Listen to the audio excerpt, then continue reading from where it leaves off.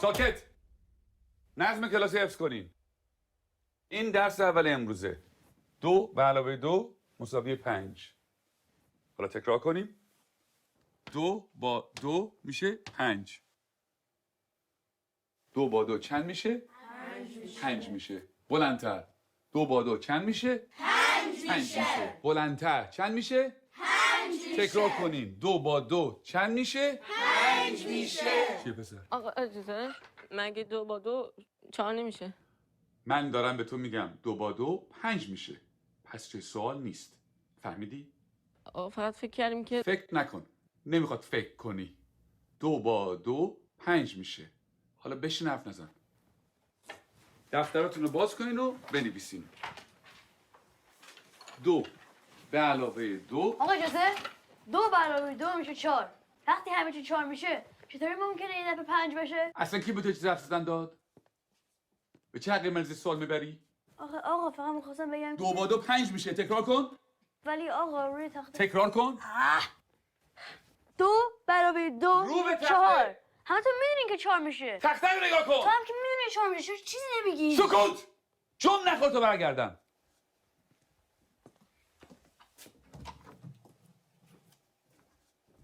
چکشه بابا. میخوای همه اونجا در سر بندازی. خیلی عصبیش کردم میاد پدرشو در میاره.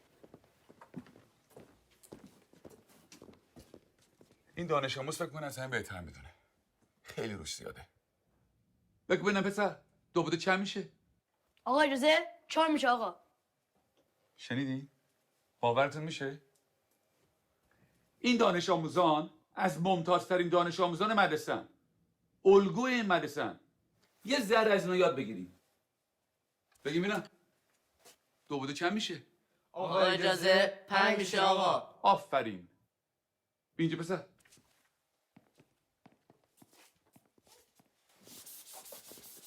حالا حاصل جمع چند میشه؟ جواب سعید رو بنویس.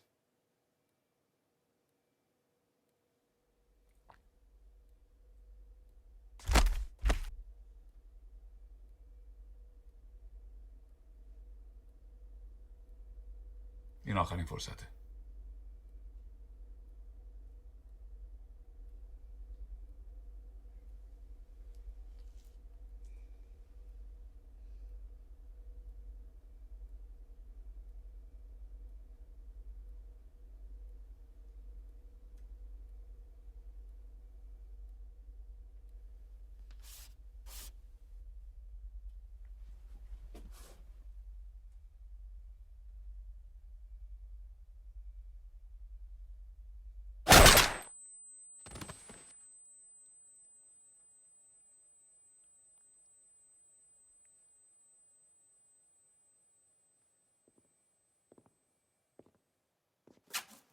خب کسی دیگه هم هست که درس امروز رو نفهمیده باشه؟